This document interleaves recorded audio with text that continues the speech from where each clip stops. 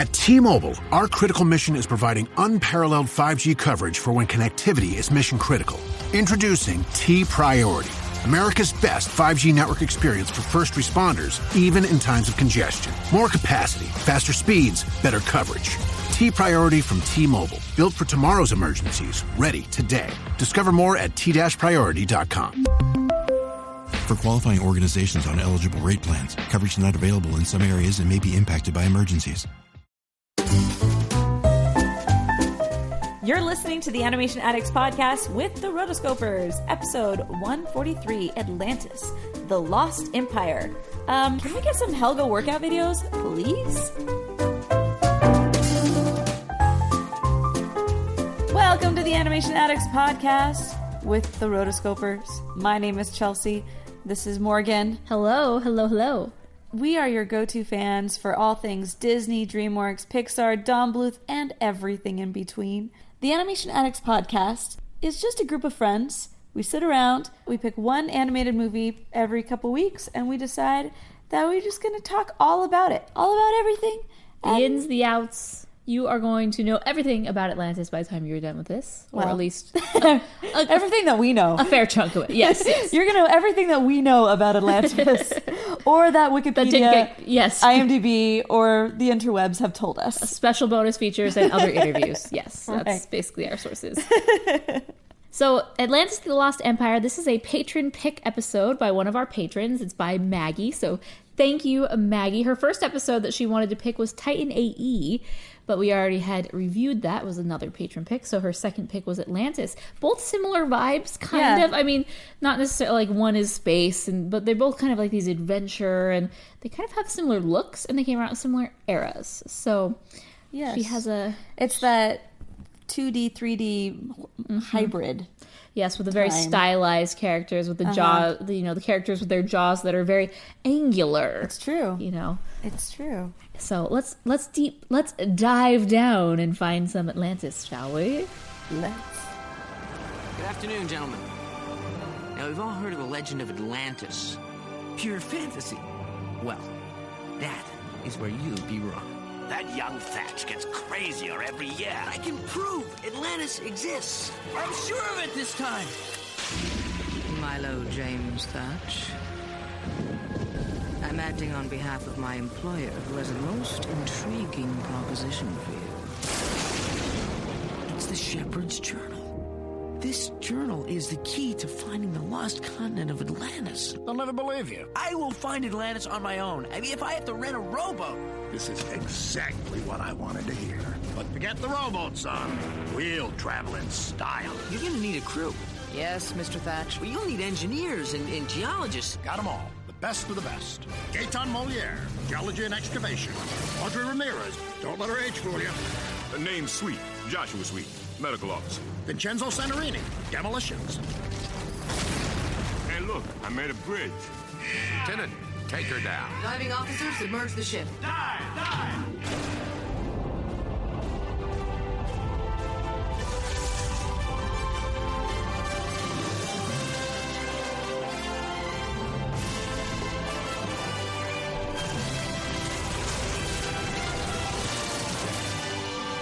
Looks like all our chances for survival rest with you, Mr. Thatch. You and that little book.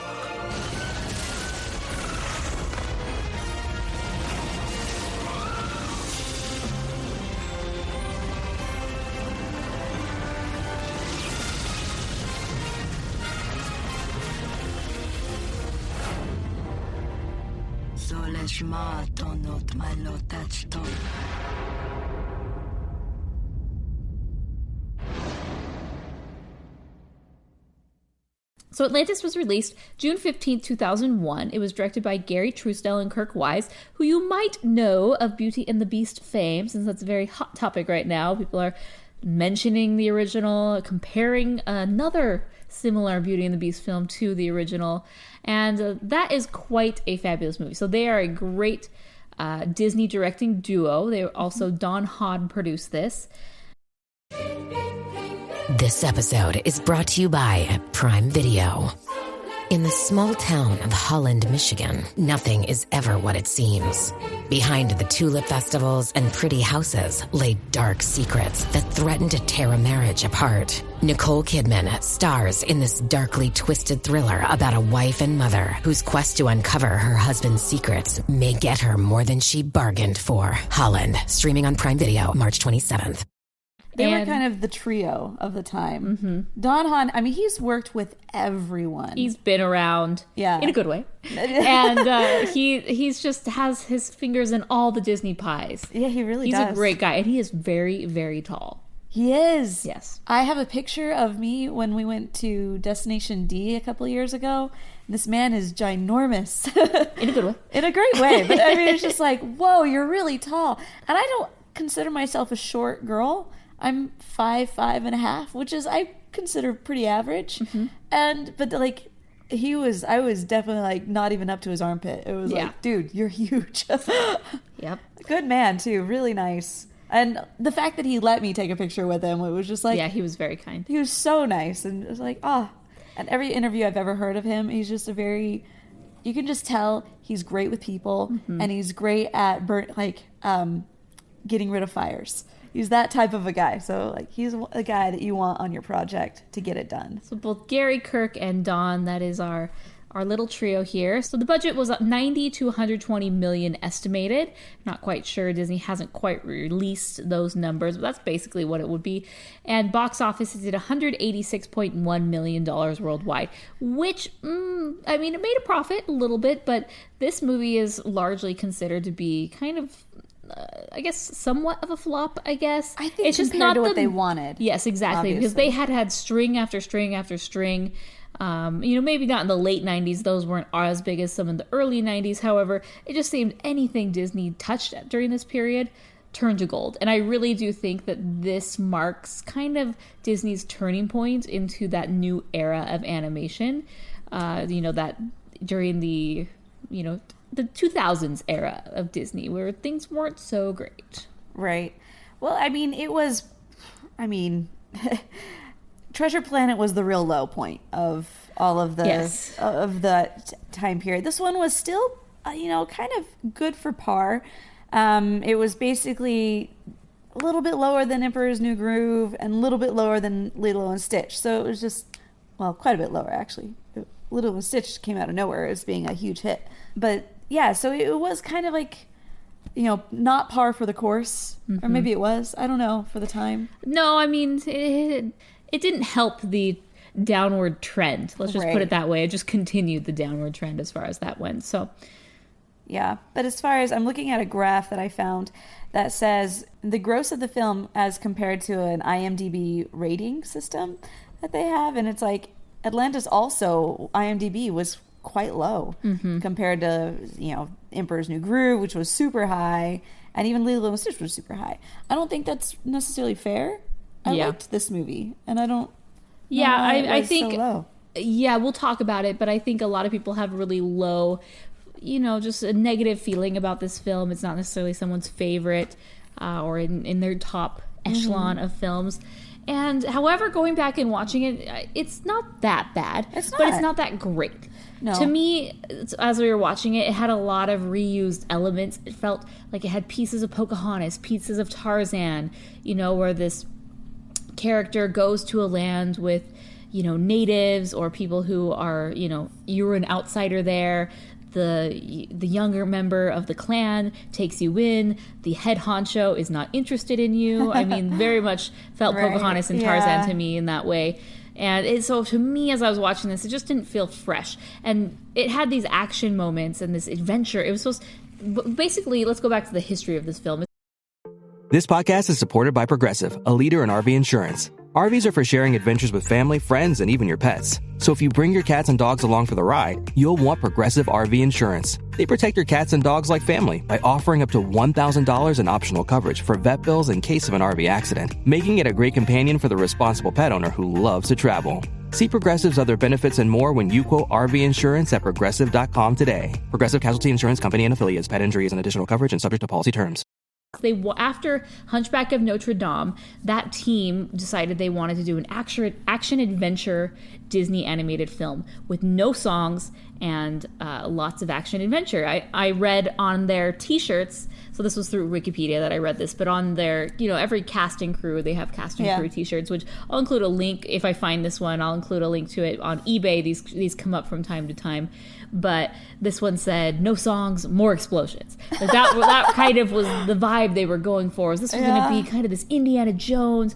We're going to go on an adventure. And, it's funny because as I was watching the movie, those adventure or even the action sequences were the worst parts of the movie for me. Yeah. I did not enjoy the parts where they were just, meandering down to the center of the earth and getting to know the crew. Didn't like that. The action at the end where they're, battling. Yeah. Didn't like that either. But those are my initial thoughts on this, and we'll talk a little bit more about it.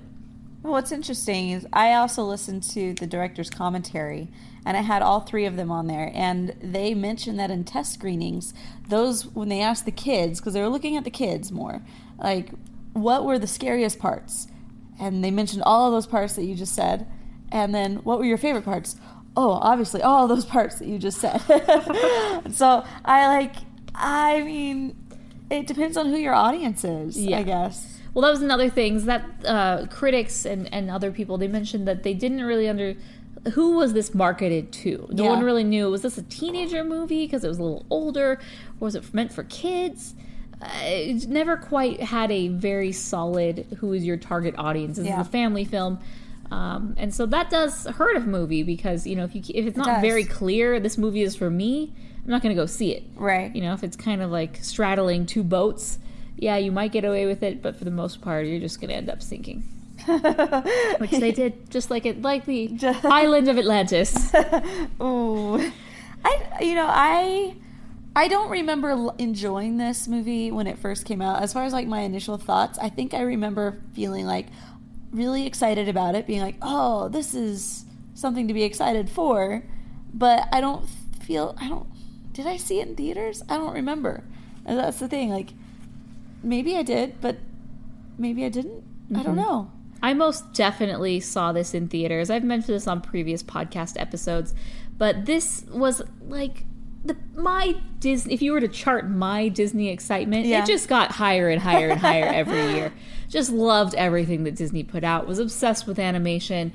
Disney, I was their number one girl. Still am, but definitely back then. And so I remember when Atlantis was coming out, back then you couldn't really follow a movie more or less than just a year before it came out. You'd go see a Disney movie and they'd give you a trailer for the next Disney movie that was coming out a year from then. And that really was your first taste. And I remember from the moment I saw that, from the moment I saw that, I just thought, this is going to be amazing, because Atlantis, yay, this cool place, and you saw Kita and kind of the different elements of it, and to me, this just was it.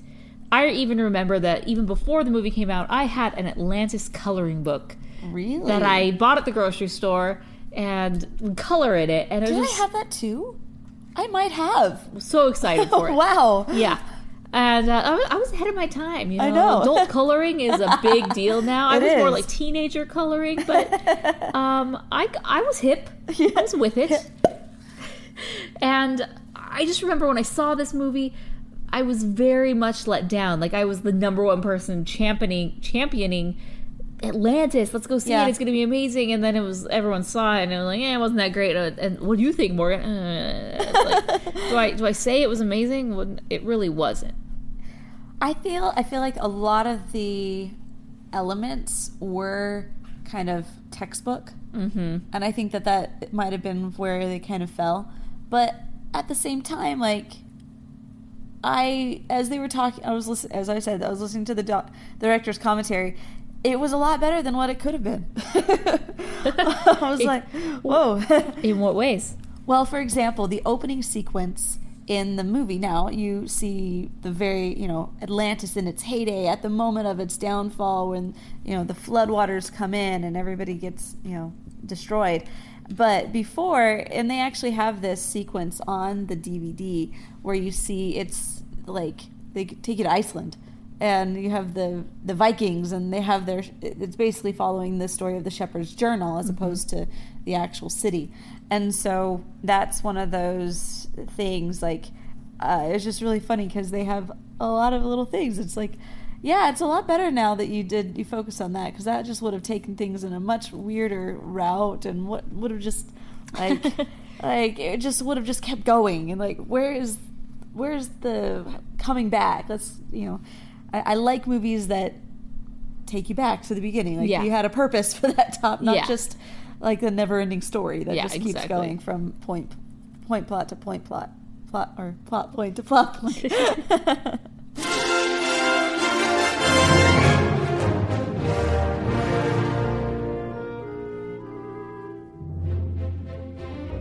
So let's dive into this movie, shall we?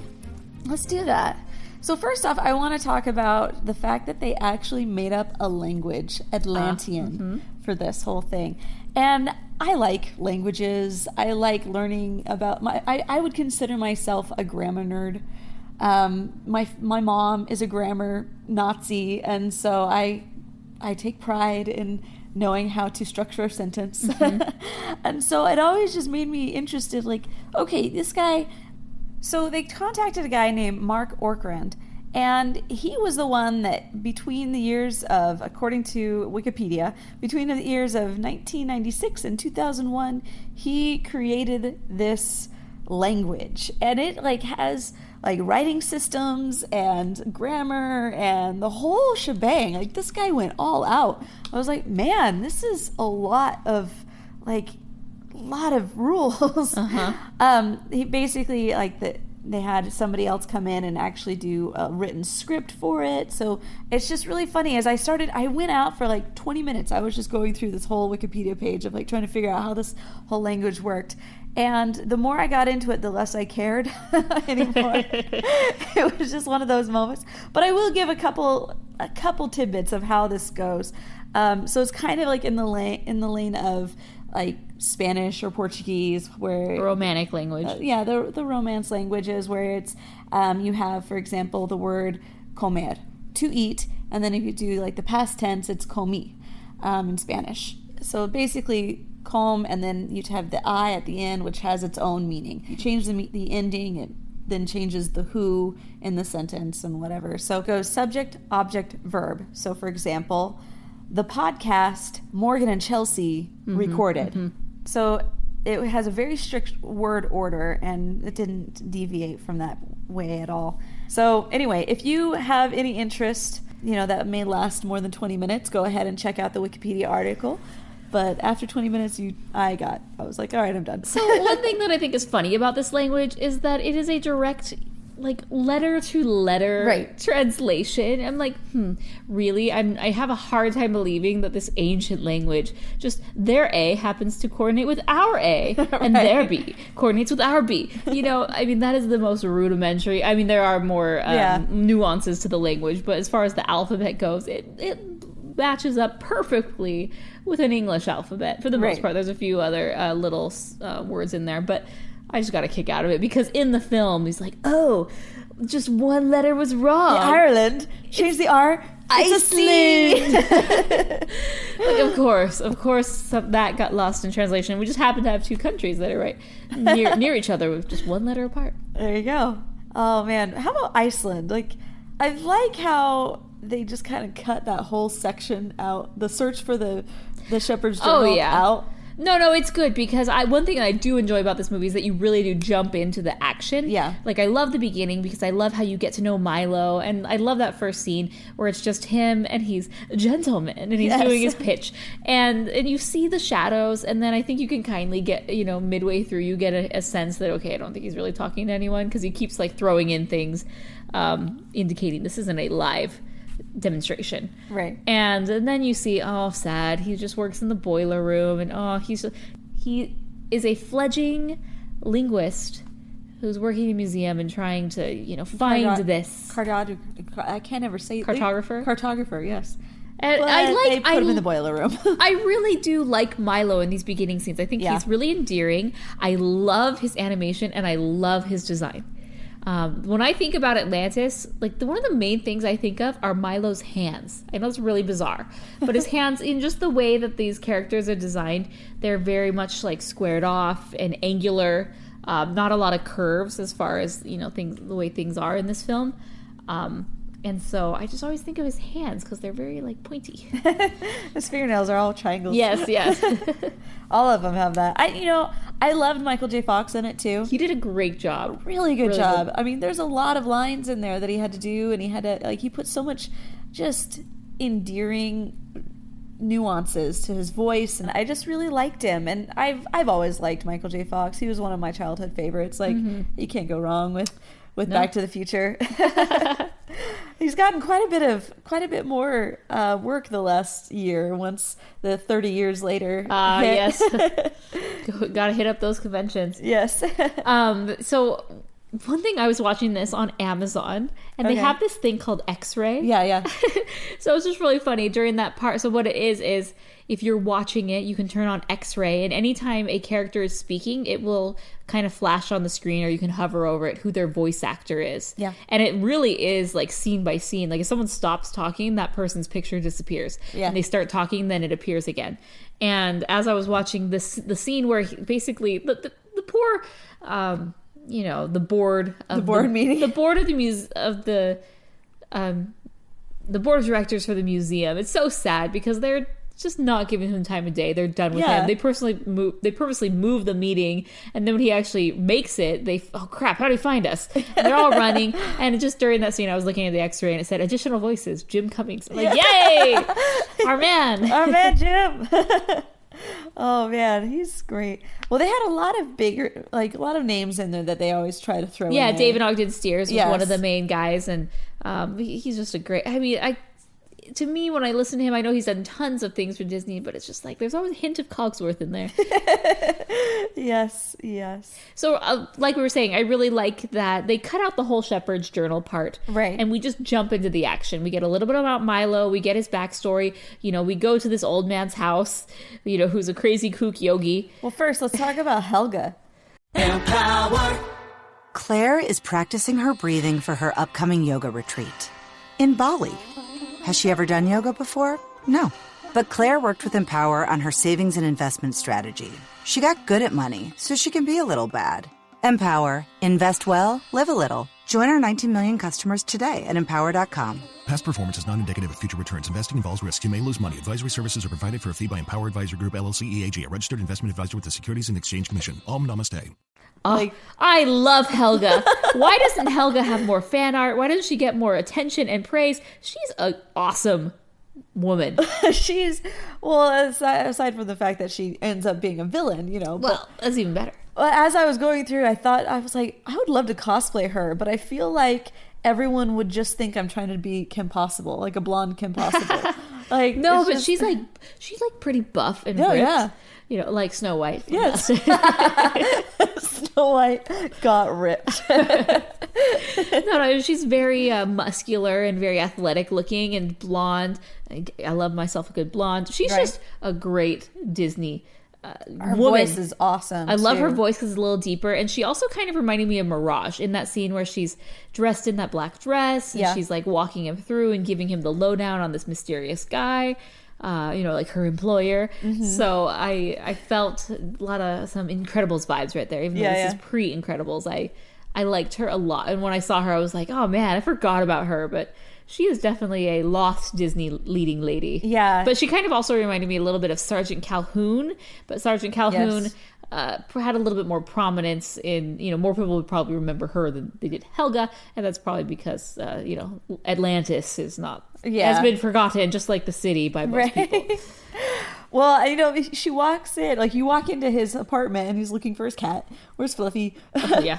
And all of a sudden you see this like sexy lady off in the back, and apparently they were talking about how she was supposed to like throw her dress over her knee, like hike her dress up a little bit more, and they're like, nah, it's a little too much for a kid's film. But it's not a kid's film. That's the thing. I guess like we don't like when people say these are kids films, but ultimately I guess when the director and the producer say this is a kids film, I guess we have to we'll go with agree.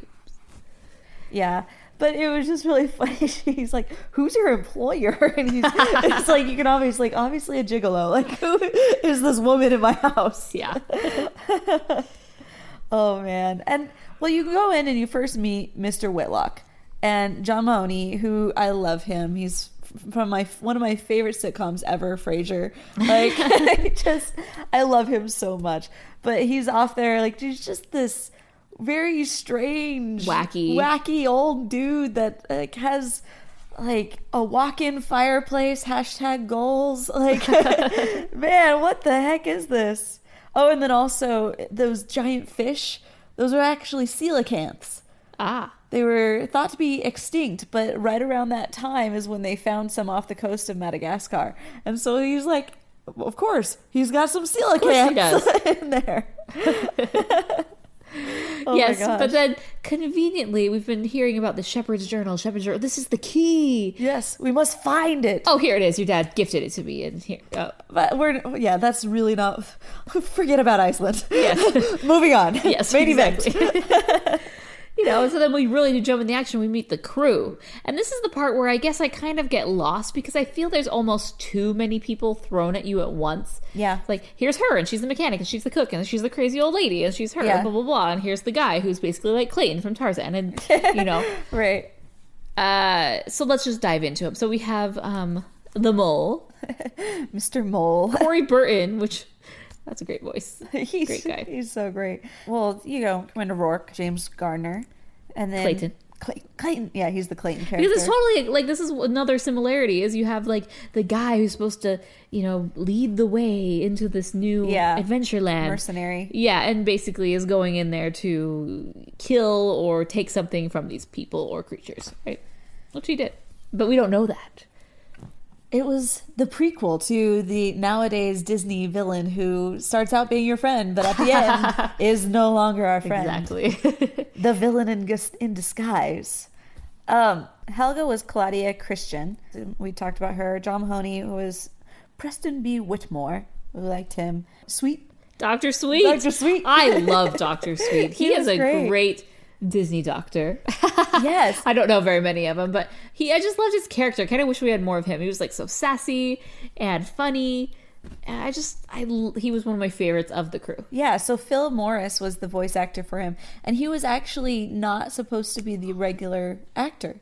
He was just kind of like a stand-in voice. But he did so well that they're like, no, keep him. Yeah. He's good, man. He was great. He was great. So next we have Vinny, and that is voiced by Don Novello. For him, they would never even give him lines. They would just say he needs to tell his background. And so he just goes ahead and he's like, all right. So he just goes off and he like made up the whole flower shop thing and he made up the whole background story. It's like Robin Williams. On the spot. I'm like, oh my gosh, you're fantastic. That's awesome. It really made me appreciate all of these guys. I mean, just very talented folks. I really liked the voice cast. I really liked the whole ensemble, and it really was an ensemble cast. Mm-hmm. And I felt like you did get to know them a little bit more, and you kind of got to like them all, and they all just had their very distinct personalities, which I felt added a lot of roundness to the plot. Mm-hmm. Without that, I don't think it would have had any charm at all. Like, that was very important to have some charm for this film. Mm-hmm. I actually didn't think it was a bad film. I liked the film. It wasn't something it's not as bad as it seems to be remembered. Right, yeah. And I think it just, the replay value is just kind of lower, but it's still like a good film, I think. One thing that was a miss for me was the voice of Audrey Ramirez and just Audrey's character in general. Yeah. I didn't really, I guess her voice was okay, but I just didn't really resonate with her character. Yeah. Her character kind of felt like certain parts of the ensemble felt like super forced. Like, oh, we're going to have all this diversity and we're going to have this female Hispanic mechanic. Yeah. Which I've seen in Turbo recently. But it just, and she's like this teenager and I get what they were trying to do with her. Yeah. But something was amiss for me with that particular character. But I also did like the Wilhelmina, who's the old lady who's smoking, which I appreciated that they showed her smoking, because I feel like even in that era, I'd be like, oh, smoking's bad, which it is. But we can't show someone smoking, but I mean, come on. Well, they said we were very secure in the fact that we didn't think that she glamorized smoking. Yes, and she's so old and wrinkly and puckered that it was like, ugh. And the part is like, yeah, you forget your pajamas? I sleep in the nude. Yeah. And everyone's like, oh, you're going to need these. She sleepwalks. Like, oh, jeez. Like, obviously, this lady is crazy. But she's always talking to Margie. Like, Margie seems like a very good friend. Oh, yeah. I need one of those. Oh, my gosh. Yeah. And then, Jebediah Cookie Farnsworth. His voice was given by Jim Varney. Okay, so Jim Varney, he does the voice. He's Ernest. Yeah. Well, no, but he's also Slinky. Yeah, in Toy Story. This whole time I'm like, who is Slinky Dog? And yeah, it's because it was him. So he recently passed, so he was not able to be in the third Toy Story film. Oh, Jim Varney. And what was really funny is they apparently had only like a couple lines for him, but they always booked about 3 hours of record time for him because they just liked hearing his stories. Awesome. Like every time they brought him in, it's like at least 3 hours because he ended up doing like all this stuff. And at the very end of the director's commentary, I mean like the very last minute, you have to go back and listen. All three of them go ahead and they sing this song that apparently he sang in one of them. Like all three of them were like singing this like just got down off the mountain type of a song. Oh my goodness. It's really funny. So you should definitely like look at the commentary, the last minute of it, just in case, because that one was well worth it. All right. We see this ensemble cast and they each have their, like you said, we get to know them over time, but initially I felt overwhelmed because there were like so many thrown into us. But by the end of it, it's like, oh, okay, they all have their cute little quirks and whatnot and their own personalities, and you learn to like each one of them. Vinny with his dynamite, and Helga, she's just a tough lady, and the old Wilhelmina with her crazy crass comments, and it's a good little group. It is quite a good little group. They have malintent. Yeah, right, yeah. Which we later find out, but more on that later. But yeah, so you're on the boat. I mean, the submarine. It was just it was interesting because this is one of those films that was a hybrid of CGI and 2D. So it just submerges itself, and then the camera does this big old sweep across, and you've got the whole machine. The boat is CGI, but you've got Milo looking out the window, who's a traditional 2D character, and like all these different things. It's a very interesting era.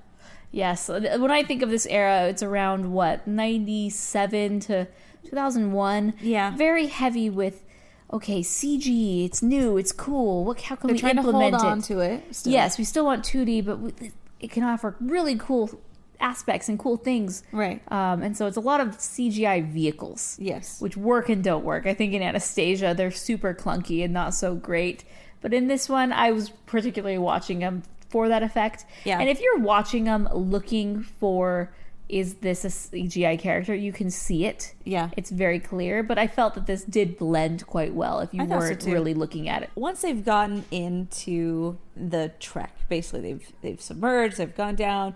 You meet up with the Leviathan, who's the guardian of Atlantis. Try to keep them there. Oh, there's ships from every era here. Like first off, I'm like. Look at those. Red flag. Well, red flag, yes. But as far as if you're a historian, you would spend all day just right there. Oh yeah. Let's look at all these. This is amazing. But at this point in time, they basically destroyed this whole ship. So it was they said a cast or a crew of 200, now down to 12. And it just doesn't seem like anybody really cared. Yeah. I mean, they did their little vigil with the single candle and everything like that, but the whole thing, I'm like, there's just a lot of people who just died. This was just mass, passing away. But they're like, we don't need them. Story-wise, too many to animate, and hey, we never got to know their names. So, right, exactly. You can't really be that sad. Oh my gosh. So now it's 5 boats now into one. Does that just not bother anybody? They did have a visual. They did have their little like eulogy type thing at the end. But so that's one of the things that's the problem with this movie is that it kind of just rushes through things. Yeah. You know, it's like, oh, we gotta have this middle section where we're going down to Atlantis. I guess it's more of the beginning. And, to make it really seem hardcore and that it's such a trial, let's just kill off a bunch of people. Right. But at the same time, it doesn't have the emotional weight that it needs for us to care. Yeah. It's like, they're gone, cool. Now we still have the people who we actually know their names, so move on, carry on. Yeah, now we know we did get that out of it. We know their names now. We know who all the crew is and their little quirks and everything. And it's just you finally. It really doesn't start though until you meet the Atlanteans. Este episodio es presentado por Honda. Descubra la nueva Honda Passport Trail Sport Todoterreno. La Passport más todoterreno que Honda haya imaginado jamás. Esta Passport cuenta con mayor altura al suelo, barras de techo en todas sus versiones y neumáticas especialmente diseñados para cualquier terreno. Además, disfruta todos tus viajes con el control de clima de 3 zonas, techo panorámico y opciones como asientos delanteros con calefacción y ventilación. Conoce más en honda.com/passport. Atlanteans. I have a hard time saying that sometimes. The Atlanteans. And you see them like jumping around in their like big old masks and everything. And she like reveals herself. It's like, oh, Kida. And Kida, can I just say, she is the forgotten princess. Oh, yes. Legitimately forgotten. Nobody cares about Kida. And I'm like, she's amazing. Cool. She's beautiful. Yeah. She should have not let her. She probably shouldn't have cut her bangs like that. But other than that, hey, we all have bad hair that we regret, right? We always have bad haircuts. And she does have that horrible layer right in the middle of her hair too. It's like, do you have extensions? And that's your real hair, and you didn't blend them very well. She could use a little hint, but she's kind of a blend of a few princesses. She's a darker skinned princess. But she has that cool Elsa hair. Yeah. So you mix it like Pocahontas and Elsa. Obviously Elsa wasn't around then, but I'm just making this. Right. And then she has, when she's underwater, she has the hair of Ariel. Yes, it's true. And everybody wants the hair of Ariel. And she also has a mix of Pocahontas in the way that she moves and climbs up mountains and trees and things like that. Cat-like. So, yes. But she is really the forgotten princess, and I feel sad about that because, she's a cool princess. And it's all due to the fact that this movie wasn't well received. It didn't do well. Like you were talking about the boats and whatnot. Disney did have a underwater adventure ride established and kind of ready in the works for Disneyland in the parks, but they quietly scrapped that. And obviously this was probably meant it was meant for the 2000 Leagues Under the Sea submarines. That had been out of commission for a while. They were going to repurpose that, and they said, we'll just leave this a relic over here. We're not going to invest any money in that. Now we're going to change to Finding Nemo. Yeah, a few years later, right? The actual moneymaker on this one. Yeah. So, it's fine. Moving on to the king of Atlantis, Mr. Leonard Nimoy. Yes, I don't enjoy that he doesn't have, irises that bother anyone. He's blind. I know, but it bothers me. This is the greatest joke during the commentary. He's like, he would have been a teacher, but he had no pupils.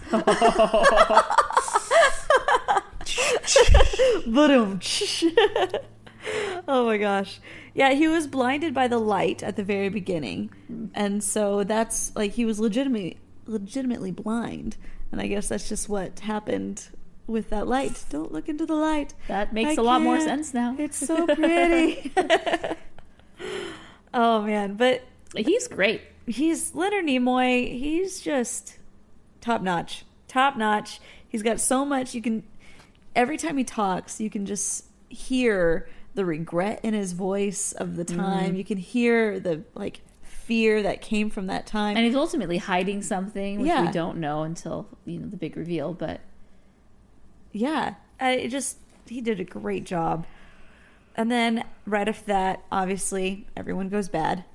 So they go and they have their little sea dive. Yeah, it's like, oh, you speak the language. So that was one thing is, okay, we're going to we're gonna right the wrongs we made with Pocahontas, because Pocahontas could magically understand the language because of the leaves and the colors of the wind, but like no one really bought it, right? But this, their language is rooted in all languages, sort of like the Tower of Babel, right? And so that's why they can understand and conveniently speak every all language. So that is my, if you guys remember my Incredibles episode when we did like what was the Rotoscopers, that was my ideal superpower, to understand every. So you want to be an Atlantean? I do.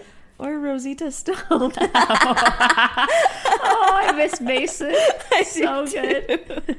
Oh man.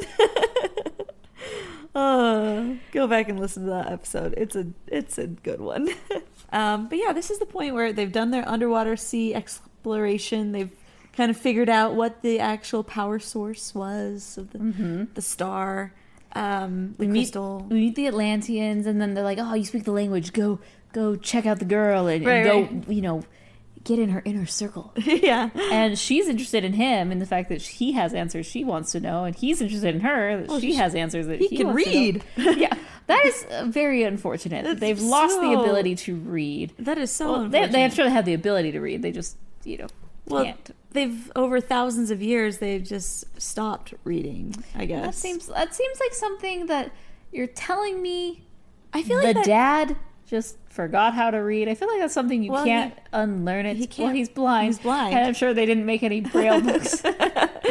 Okay. So he can read. But he didn't teach his 4-year-old daughter at the time. Or maybe she was 400, yeah. As long as they were living. I want to be one of them. Seriously. After thousands of years later, you're still looking great, man. So everyone goes bad. And then you have the point where they finally find where the heart of Atlantis is. So they go down into the little water elevator thing, and now obviously like Kida is having the same fate as her mom. She gets abducted by the light. And okay, here's the thing. When she like walks right directly under it and is looking straight up, and you have that's just effect. Well, it's just like that point of view, or like you're just looking straight up. It always bugged me because I never liked that shot. I just felt like it was just too weird, and like her stomach poked out weirdly, and I'm sure they thought this such a cool shot I know. from above. Nope, Chelsea was not a fan. I was not a fan. Can I talk about before that? Yeah. I loved the reveal about where the heart of Atlantis was. Yeah. I thought it was very clever. Yeah. That, the A and it had the little dot right there. There's the little riddle of the king's eye can see the heart of Atlantis. Unfortunate that basically Clayton, what's his name? He's like a mix of Clayton and McLeach to me. McLeach. Rourke. It's just a shame that, Rourke, hey, he's no scrub. He's a smart guy. So he figures it out, and then they head down there. Yes. This part, you start to lose me a bit, because there's a lot of elements that I'm like, what is happening? They get resolved and they get explained by the dad later. Like, oh, she's had the same fate as the mom. And but at first you're like, wait, what? Why is she going to this thing? What's happening? Well, the thing that bugged me was right when they're like putting her in the little casing. And, like, the Atlanteans don't do anything. Oh, yes. They're just kind of standing there, like, taking our heart. Well, but what is that going to be? Like, honestly, if you're working these, treasure hunters, you're going to sell this woman? Like, come on. Well, it makes no sense. They're going to it's a power source. And so that they're hinting at, but this is once again that I learned in the commentary. Like, I had to go to the commentary to learn these things. Like, they were hinting at the fact that they were going to be able to sell this power source to the highest bidder of like whatever country decides. Oh, that was not clear at all. No, yeah, no. I thought they were just looking for the power source to sell it as a shiny trinket. Oh, okay, yeah. You know what I mean? As just something to sell and make money. Yeah, and then you have the part where he's like driving away. Did you understand that whole joke of like? P.T. Barnum was right. Did you get that? I guess I did not pay attention to it. Okay, there's this one part where he's driving away after everybody's decided they've had their conscience cleared. Yes, I'm going to stay behind and help Milo. And so everybody like leaves. I don't know if that time out. I don't know if that necessarily redeems anyone in my book. Really? Like, you have a change of heart at the last minute and now I'm supposed to like you? No. This whole time, you were all against him. You were conspiring against him. And it's like, oh, just kidding. I feel bad. They kept saying, oh, there weren't supposed to be people down here. Yes, this even Helga. This changes everything. Yeah. This changes nothing. So he's basically just the kook that keeps going. Guy. And everybody else is just like, we're getting paid for this. Yeah, exactly. This is not really what I signed on for, but I signed on. Mm-hmm. So anyway, the P.T. Barnum quote is, "There's a sucker born every minute." And so after everybody leaves, he's like, P.T. Barnum was right. You're suckers. I was like, oh, okay. That's they're fun little quotes that they threw in to bring in the time period, but at the same time, it was hard. That's something that you would have to look up. And then they go into the next scene, which is the fight scene. Everybody's like, "Oh, we're gonna go get him." No, they go and they figure out. They go and talk to the king. Yes. And then the king finally fills in the gaps and tells you what's going on. And you're like, this makes sense. I see. I see. Yes. I know he was one of the causes of this, which is very unfortunate. And yet another reason why we have the overprotective father, just like in Moana, Yes. Who has done something bad and now is protecting the daughter from doing a similar thing. Here, he's done something horrible, basically destroyed a civilization. Right. And now is protecting his daughter from, likewise doing so. Right. Yeah, that's basically just what it is. So yeah, they go into this big fight scene. It to me doesn't mean much. I felt like this whole movie, for the most part, was rushed. Yeah, we rush into going on the adventure. That goes pretty quick. We don't spend that much time with the coolest part about this movie and the whole thing. It's called Atlantis. Right. I feel like we only really have 10 minutes of exploring, the world of Atlantis, and then we move on to, we've kidnapped the princess, and now she's, she's our trinket. Yes, exactly. and then, fight scene. And I would have liked to, I guess this is why I like Pocahontas. I feel like Pocahontas has a really good flow. Yeah. To me, I care more about the, Pocahontas and her tribe than, I guess we equally learn about both, but I felt like we didn't get to learn as much about the people of Atlantis. It's more they just tell us like, oh yeah, here's what happened here, here's what happened here, here's what happened here. Bye. Yeah. And this fight scene, as mentioned before, it's got a lot going on. This was one part where Rourke jumps off of the hot air balloon. Yeah. And he's swinging on this rope, and I'm like, rope burn! Ow! And then he knocks over Helga, knocks her out of the whole thing. Doesn't even care about her. Doesn't even care at all. And it's just like, oh my gosh. The thing is, how in the world did she live? That fall had been I don't know, 100 feet at least.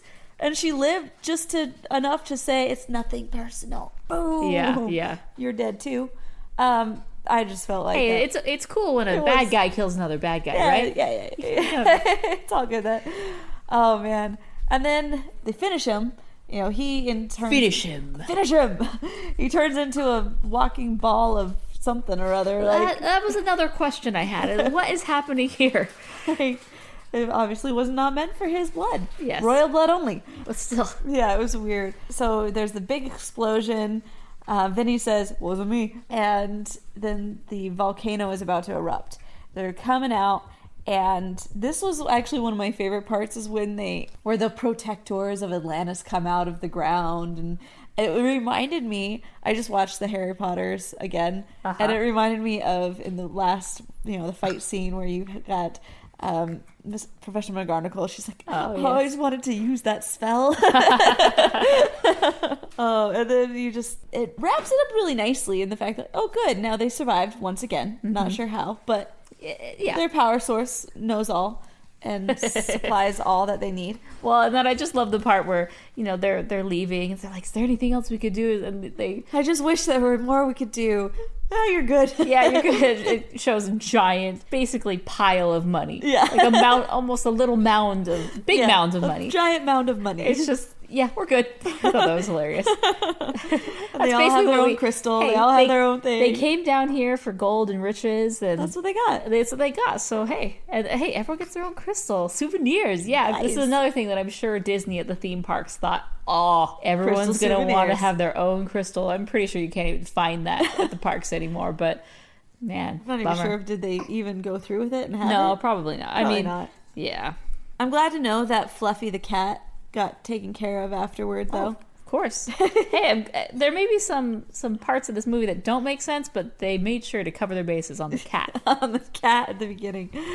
So Whitmore is at the end. It was really sweet, though. I thought the ending was really nice with the picture of like, yeah, I hope that you think that this is, enough proof. Sure convinced me. Yeah, that was cute. I was like, that was nice. Hell, and then everyone in their like rich clothes with their jewels. And then they're coming up with their fake story about what happened to everyone. So, good times. So all in all, I would have to say, as far as a rating... This episode is brought to you by Shopify. Upgrade your business with Shopify, home of the #1 checkout on the planet. Shop Pay boosts conversions up to 50%, meaning fewer carts going abandoned and more sales going cha-ching. So if you're into growing your business, get a commerce platform that's ready to sell wherever your customers are. Visit Shopify.com to upgrade your selling today. I'm not sure. I give this 3 stars just for the fact they did follow the recipe really well. But they were missing the secret sauce. I know, the secret sauce. I mean, there's only so much you can do without it. Yeah, I agree. So I exactly give it 3 stars. Yeah. It was good, actually a lot better than I remembered. But not good enough that I ever need to go back and watch it again for a while. Yeah. You know what I mean? Give it a couple years. Yeah, and I felt that it was very rushed. Like, it was actually a longer Disney movie than others. It was maybe close to 1 hour and 45 minutes.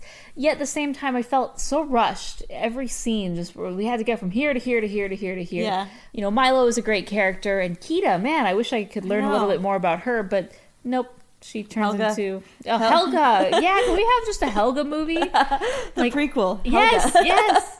Let's do it. How she got ripped. Her workout videos. Yeah.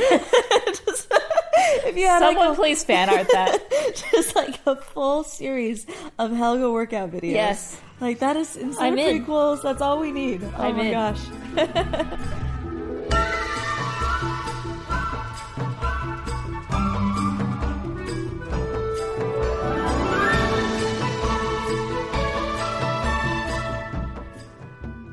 All right, so on to our voicemails. Woohoo! Hello, this is Alex calling in to give my review of Atlantis, the Lost Empire. In her YouTube review of Brother Bear, roto writer Rachel Wagner subtitles the film, "Make a Different Choice." Unfortunately, I think that this subtitle can be applied to Atlantis as well. This film had so much potential, and there were so many talented people working on it that it is difficult to understand why everything could not come together. But it didn't, and Atlantis is, as a result, one of my least favorite Disney films. The plot isn't that memorable or even comprehensible. I didn't fully understand it until I looked up the plot online years after I first watched it. The characters aren't that memorable, and I didn't really like the animation style that much, despite the fact that it was unique for Disney. I did like the score. I thought that was memorable, and it stuck with me. But other than that, I can't think of anything to praise. I give this film 2.5 stars. All right, guys, thanks for joining us for this episode of the Animation Addicts podcast. And thanks to Maggie for suggesting Atlantis, the Lost Empire for our patron pick. Our next episode is going to be over Dumbo. So be sure to send in your voicemails, rotoscopers.com/voicemails or 406-646-6575. We are going to be doing that, and there's a lot of really awesome patron picks coming up. We're excited to do them, and if you would like to have your own patron pick, go to rotoscopers.com/Patreon to go check out the perks of becoming a Rotoscopers patron, and it's a great way to support the show. You can also support the show by shopping on Amazon using our Amazon affiliate link.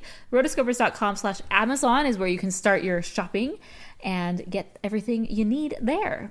We also have t-shirts left. There's only about 15 left. So if you are an extra small or a large and extra large, then these are the shirts for you. If you're a small or medium, well, I'm very sorry. We might do another run of shirts at another point of time.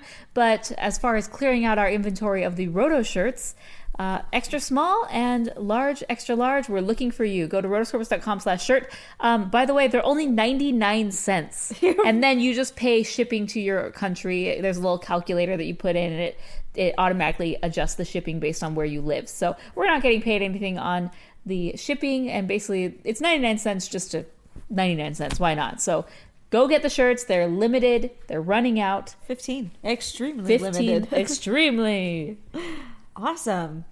And also, if you like the show and you think other people would like the show as well, and you listen to this on iTunes or Stitcher Radio, go on there and please give us your feedback on there. It does help the podcast. You know, there was a point in time where we were getting so many at it, like all at once, that they even added us as a feature on iTunes. Yes, because we were getting so many at that time. Yes, and so other reasons too. They do make a difference, and that's how other people and fellow animation addicts can find the show. Also, if you can't do any of those, the least you can do, tell your friends. Yeah, follow us on social media too. You can also follow each of us at our individual locations on Twitter, Instagram, and Snapchat. Also my website. So you just type in our names. We've got Morgan Stradling and Chelsea Robson. Boom. Boom. Well, guys, it has been one fantastic episode. One right after another. We love it. The Nerdy Couch is a great place to be. Hope you join us next time. But until next time, we are the Rotoscopers.